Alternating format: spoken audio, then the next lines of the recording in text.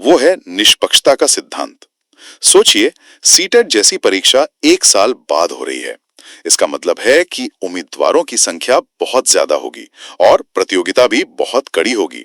हाँ बिल्कुल। ऐसे में बोर्ड ये सुनिश्चित करना चाहता है कि सबसे काबिल लोग परीक्षा में बैठें, ना कि सिर्फ वो लोग जो ऑनलाइन फॉर्म भरने की बाधाओं को पार करने में सफल रहे। अगर कोई होनहार उम्मीदवार सिर्फ इसलिए बाहर हो जाए क्योंकि उसका पेमेंट आखिरी मिनट में फेल हो गया, तो ये सिस्टम की विफलता है। अच्छा, तो ये सहानुभूति सिर्फ उम्मीदवारों के लिए नहीं है, बल्कि परीक्षा की गुणवत्ता और निष्पक्षता बनाए रखने के लिए भी है। ये एक दिलचस्प नजरिया है। तो ये सहानुभूति के साथ साथ एक स्मार्ट और रणनीतिक कदम भी है। बिल्कुल। ये कहना कि हम सहानुभूति रखते हैं सुनने में भी अच्छा लगता है और प्रशासनिक सिरदर्द भी कम करता है। एकदम सही। ये जनसंपर्क और प्रशासन का एक मिला जुला रूप है। तो ये सहानुभूति तो ठीक है, पर असल में इन 1.6 लाख लोगों को करना क्या होगा? मतलब उनके लिए अब एक्शन आइटम्स क्या हैं? कौन, कब और कैसे इस मौके का फायदा उठा सकता है? ये इस नोटिस का सबसे महत्वपूर्ण और कह सकते हैं अमली हिस्सा है। सबसे पहली और जरूरी बात, ये मौका किसके लिए है? हाँ, नोटिस में साफ लिखा है कि ये सुविधा सिर्फ और सिर्फ उन्हीं 1,61,127 उम्मीदवारों के लिए है जो पहले से रजिस्ट्रेशन प्रक्रिया शुरू कर चुके हैं। अच्छा, सिर्फ उनके लिए? हाँ, कोई भी नया रजिस्ट्रेशन नहीं हो सकता।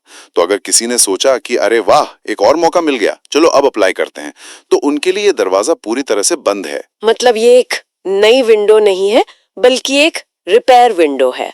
जो लोग पहले से सिस्टम में हैं, सिर्फ वही अपनी प्रक्रिया पूरी कर सकते हैं। एकदम सही। अब आते हैं समय सीमा पर, जो कि बहुत ही महत्वपूर्ण है। ये सुविधा 27 दिसंबर सुबह 11 बजे शुरू हुई थी और 30 दिसंबर 2025 को रात 11:59 बजे खत्म हो जाएगी। आज 29 दिसंबर है, यानी कि घड़ी की सुइयां बहुत तेजी से घूम रही हैं। 48 घंटे से भी कम का समय बचा है। बिल्कुल। और यहीं पर वो शीर्षक वाला भ्रम फिर से सामने आता है। शीर्षक चिल्लाकर कह रहे हैं आज आखिरी दिन है, लेकिन डेडलाइन कल रात की है।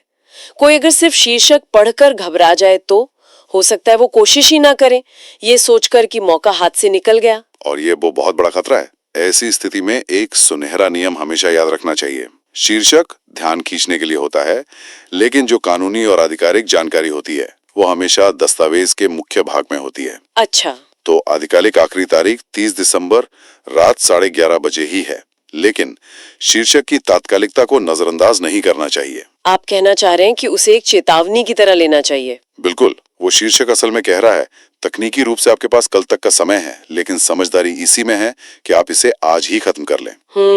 हम सब जानते हैं कि आखिरी दिन सरकारी वेबसाइटों का क्या हाल होता है। ट्रैफिक इतना ज्यादा होता है कि सर्वर बैठ जाते हैं, पेज लोड नहीं होते, पेमेंट अटक जाती है। तो शीर्षक का मनोवैज्ञानिक दबाव शायद इसीलिए बनाया गया है ताकि लोग प्रोक्रेस्टिनेट ना करें। हाँ, ताकि आखिरी मिनट की भगदड़ से बचें। कल करे सो आज कर वाला मामला है। तो संदेश साफ है, मौका 30 दिसंबर तक है, लेकिन इंतजार मत करो। सही। अच्छा, अब उस आखिरी और सबसे गंभीर हिस्से पर आते हैं, जिसके बारे में नोटिस में बहुत सख्त भाषा का इस्तेमाल किया गया है, वो चेतावनी। हाँ, और ये इस पूरे मौके का सार है। ये सिर्फ फॉर्म जमा करने का मौका नहीं है। नोटिस में लिखा है, और मैं इसे शब्दशः पढ़ रही हूँ, उम्मीदवारों को सलाह दी जाती है कि वे अपने विवरण को सत्यापित करें और आवेदन के अंतिम सबमिशन की प्रक्रिया के दौरान आवश्यक सुधार करें, क्योंकि विवरण में सुधार के लिए उन्हें कोई और अवसर नहीं दिया जाएगा। ये जो कोई और अवसर नहीं दिया जाएगा वाली लाइन है, ये बहुत अंतिम और डरावनी लगती है। और इसे पूरी गंभीरता से लेना चाहिए। ये बोर्ड का तरीका है ये कहने का कि हमने आपको एक आखिरी मौका दिया है, अब गेंद आपके पाले में है। ये सुविधा सिर्फ अधूरे फॉर्म को पूरा करने के लिए नहीं है, बल्कि ये अपनी गलतियों को सुधारने का भी आखिरी मौका है। मैं कल्पना कर सकती हूँ, कोई जल्दी में फॉर्म भर रहा है, अपने नाम में कुनार की जगह कुनर लिख देता है और सोचता है चलो बाद में ठीक कर लेंगे। हाँ, ये नोटिस कह रहा है कि बाद अब कभी नहीं आएगा। बिल्कुल। और ये छोटी सी टाइपिंग की गलती नौकरी हाथ से जाने का कारण बन सकती है। सोचिए, किसी ने अपनी जन्म तिथि गलत डाल दी या अपनी जाति की श्रेणी गलत चुन ली। ये वो गलतियां हैं जो दस्तावेज सत्यापन के समय आपकी पूरी उम्मीदवारी को रद्द करवा सकती हैं। बोर्ड साफ कह रहा है कि इस मौके के बाद कोई भी ये गलती से हो गया या मुझे पता नहीं था जैसी दलील नहीं सुनी जाएगी। तो ये सिर्फ सबमिट बटन दबाने का मौका नहीं है। नहीं, बल्कि फाइनल सबमिट से पहले हर एक जानकारी को कम से कम 2 बार जांचने की जिम्मेदारी भी है। ये एक मौका भी है और एक अंतिम जिम्मेदारी भी।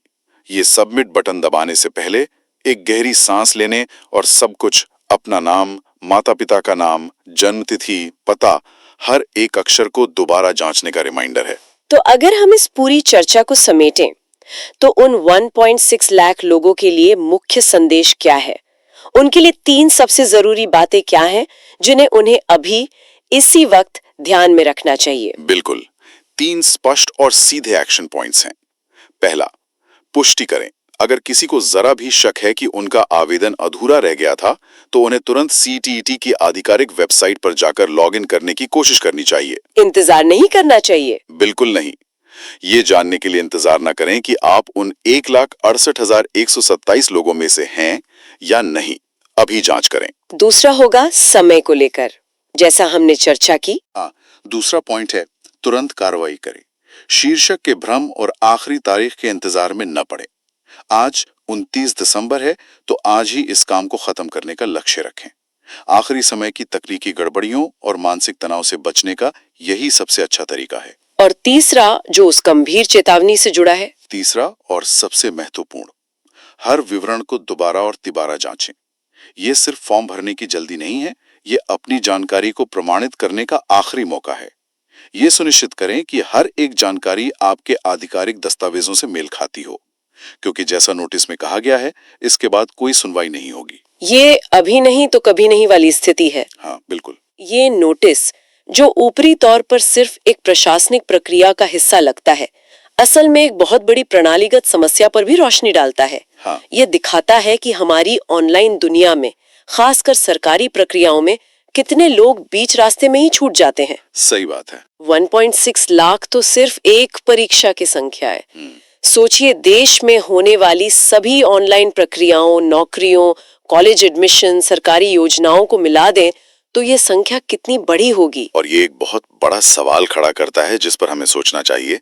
ये 1.6 लाख लोग वो हैं जिनका डेटा कम से कम सिस्टम में दर्ज हो गया, इसलिए बोर्ड को उनके बारे में पता है और वो उन्हें एक मौका दे पा रहा है।